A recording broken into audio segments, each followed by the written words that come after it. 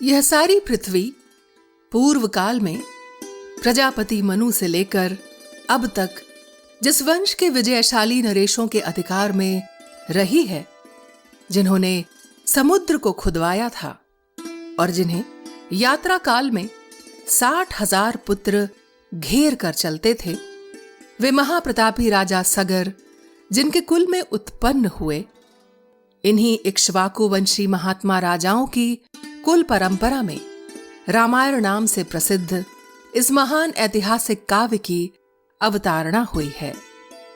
हम दोनों आदि से अंत तक इस सारे काव्य का पूर्ण रूप से गान करेंगे। इसके द्वारा धर्म, अर्थ, काम और मोक्ष चारों पुरुषार्थों की सिद्धि होती है। अतः आप लोग दोष दृष्टि का परित्याग करके इसका श्रवण करें। कौशल नाम से प्रसिद्ध एक बहुत बड़ा जनपद है जो सरयू नदी के किनारे बसा हुआ है। वह प्रचुर धन धान्य से संपन्न, सुखी और समृद्धशाली है। उसी जनपद में अयोध्या नाम की एक नगरी है जो समस्त लोकों में विख्यात है। उस पुरी को स्वयं महाराज मनु ने बनवाया और बसाया था। वह शोभाशालिनी महापुरी 12 योजन लंबी और 3 योजन चौड़ी थी। वहां बाहर के जनपदों में जाने का जो विशाल राजमार्ग था, वह उभय पार्श्व में विविध वृक्षावलियों से विभूषित होने के कारण सुस्पष्टतया अन्य मार्गों से विभक्त जान पड़ता था। सुंदर विभाग पूर्वक बना हुआ महान राजमार्ग उस पुरी की शोभा बढ़ा रहा था। उस पर खिले हुए फूल बिखेरे जाते थे तथा प्रतिदिन उस पर जल का छिड़काव होता था। जैसे स्वर्ग में देवराज इंद्र ने अमरावतीपुरी बसाई थी, उसी प्रकार धर्म और न्याय के बल से अपने महान राष्ट्र की वृद्धि करने वाले राजा दशरथ ने अयोध्यापुरी को पहले की अपेक्षा विशेष रूप से बसाया था। वह पुरी बड़े बड़े फाटकों और किवाड़ों से सुशोभित थी। उसके भीतर पृथक पृथक बाजारें थीं। वहां सब प्रकार के यंत्र और अस्त्र शस्त्र संचित थे। उस पुरी में सभी कलाओं के शिल्पी निवास करते थे।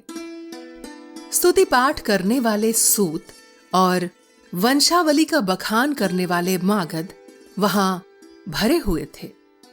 वह पुरी सुंदर शोभा से संपन्न थी। उसकी सुषमा की कहीं तुलना नहीं थी। वहां ऊंची ऊंची अट्टालिकाएं थीं, जिनके ऊपर ध्वज फहराते थे। सैकड़ों शतग्नियों यानी तोपों से वह पुरी व्याप्त थी। उस पुरी में ऐसी बहुत सी नाटक मंडलियां थीं, जिनमें केवल स्त्रियां ही नृत्य एवं अभिनय करती थीं। उस नगरी में चारों ओर उद्यान तथा आमों के बगीचे थे। लंबाई और चौड़ाई की दृष्टि से वह पुरी बहुत विशाल थी तथा साखू के वन उसे सब ओर से घेरे हुए थे। उसके चारों ओर गहरी खाई खुदी थी, जिसमें प्रवेश करना या जिसे लांघना अत्यंत कठिन था। वह नगरी दूसरों के लिए सर्वथा दुर्गम एवं दुर्जय थी। घोड़े, हाथी, गाय, बैल, ऊंट तथा गधे आदि उपयोगी पशुओं से वह पुरी भरी पूरी थी। कर देने वाले सामंत नरेशों के समुदाय उसे सदा घेरे रहते थे। विभिन्न देशों के निवासी वैश्य उस पुरी की शोभा बढ़ाते थे। वहां के महलों का निर्माण नाना प्रकार के रत्नों से हुआ था। वे गगनचुंबी प्रासाद पर्वतों के समान जान पड़ते थे। उनसे उस पुरी की बड़ी शोभा हो रही थी। बहुसंख्यक कूटागारों, गुप्तगृहों अथवा स्त्रियों के क्रीड़ा भवनों से परिपूर्ण वह नगरी इंद्र की अमरावती के समान जान पड़ती थी। उसकी शोभा विचित्र थी। उसके महलों पर सोने का पानी चढ़ाया गया था, अथवा वह पुरी दूध फलक के एक आकार में बसाई गई थी। श्रेष्ठ एवं सुंदरी नारियों के समूह उस पुरी की शोभा बढ़ाते थे। वह सब प्रकार के रत्नों से भरी पूरी तथा सतमहले प्रसादों से सुशोभित थी। पुरवासियों के घरों से उसकी आबादी इतनी घनी हो गई थी कि कहीं थोड़ा सा भी अवकाश नहीं दिखाई देता था। उसे समतल भूमि पर बसाया गया था। वह नगरी जड़हन धान के चावलों से भरपूर थी। वहां का जल इतना मीठा या स्वादिष्ट था मानो ईख का रस हो। भूमंडल की वह सर्वोत्तम नगरी दुंदुभी, मृदंग, वीणा, पणव आदि वाद्यों की मधुर ध्वनि से अत्यंत गूंजती रहती थी। देवलोक में तपस्या से प्राप्त हुए सिद्धों के विमान की भांति उस पुरी का भूमंडल में सर्वोत्तम स्थान था। वहां के सुंदर महल बहुत अच्छे ढंग से बनाए और बसाए गए थे। उनके भीतरी भाग बहुत ही सुंदर थे।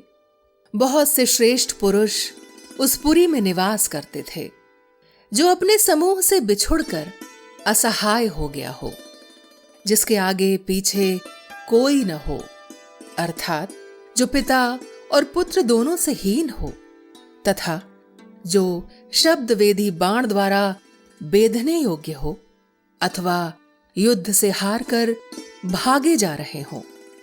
ऐसे पुरुषों पर जो लोग बाणों का प्रहार नहीं करते, जिनके सधे सधाए हाथ शीघ्रतापूर्वक लक्ष्य वेद करने में समर्थ हैं, अस्त्र शस्त्रों के प्रयोग में कुशलता प्राप्त कर चुके हैं तथा जो वन में गरजते हुए मतवाले सिंहों, व्याघ्रों और सुअरों को तीखे शस्त्रों से एवं भुजाओं के बल से भी बलपूर्वक मार डालने में समर्थ हैं, ऐसे सहस्त्रों महारथी वीरों से अयोध्यापुरी भरी पूरी थी। उसे महाराज दशरथ ने बसाया और पाला था।